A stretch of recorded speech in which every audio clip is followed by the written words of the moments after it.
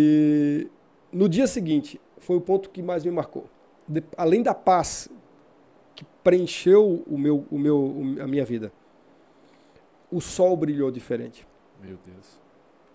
O dia estava diferente. As coisas tinham sentido. Tudo passou a ter sentido. Isso, dali para frente, tudo mudou. Tudo mudou literalmente. Tudo mudou em todos os sentidos. Não só nos propósitos espirituais, mas na vida em si. A vida tinha outro sentido. E eu me recordo que começou então, a minha oração diante de Deus era: eu preciso aprender a ler. E eu dizia: Deus, me ensina a ler para ler a tua palavra. É a única coisa que eu te peço. De financeiro, de bens, de conquistas, eu não tinha nenhum tipo de oração nesse sentido. E o único ponto que eu pedi era isso: me dá capacidade de ler, eu preciso ler. Eu lia com dificuldades, era dificuldade mesmo. E eu preciso aprender a ler.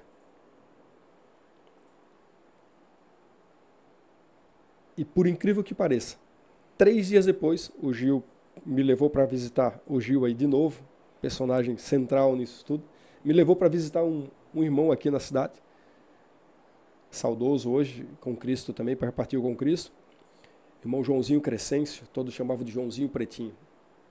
Homem de Deus, se converteu bêbado e Deus o limpou no exato momento, no ar livre. Testemunho que todos aqui em Uruçanga conhecem. E 3 dias eu cheguei na casa dele, era costume, já a gente chegava com a Bíblia embaixo do braço, todo crente tinha uma Bíblia embaixo do braço. E quando eu cheguei na casa dele, ele olhou para mim e disse: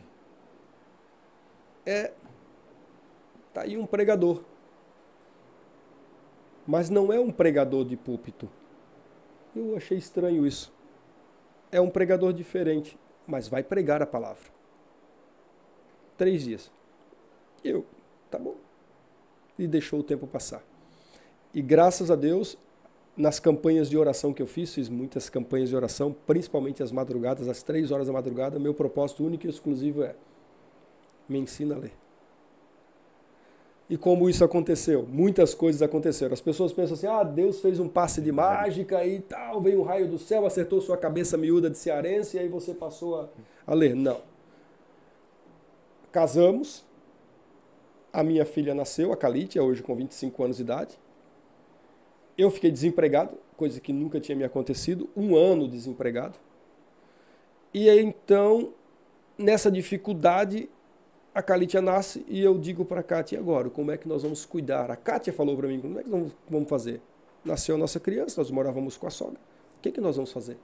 Não temos nem onde morar. Moramos aqui com a sogra e com a minha mãe. A Kátia falando. E era difícil, porque naquela época já se exigia o ensino fundamental. O ensino fundamental completo para se conseguir um trabalho aqui. Era complicadíssimo. Eu falei para ela: eu vou voltar a estudar. Então, eu voltei a estudar aos 19 para 20 anos de idade. E a vergonha era, imagina, eu, uma pessoa casada, com filha, voltar para o banco escolar, no NAS, naquela época. Mas eu falei: é a única solução, eu vou voltar a estudar. E aí era naquela época, pegava apostila e tal, e tinha que ler a apostila, depois prestar a prova e ler a apostila. Por incrível que pareça, e aí eu digo que foi Deus que fez isso, em todos os sentidos da minha vida, em toda a trajetória de estudo, foi Deus. Teve semana de eu fazer 3 provas. Semana de fazer 3 provas. E eu continuei trabalhando, então eu lia, era incrível, eu lia a apostila e simplesmente memorizava, ia lá e prestava a prova e fazia e aprovava. Eu fiz em menos de 1 ano, eu fiz todo o ensino fundamental, porque era conforme você fazia. Sim. A leitura do módulo, você tinha capacidade, competência para ir prestar a prova, eu ia até lá e prestava a prova. Depois aí fiz ensino médio, aí fui estudar outras áreas, mecânica e assim por diante. E não parei mais. E aí depois de muito tempo, tentei algumas faculdades, por fim, fui para a área do direito, e aí fiz a faculdade, estava indeciso sobre engenharia mecânica e direito, graças a Deus direcionei para o direito, uma área que não tinha nada a ver comigo.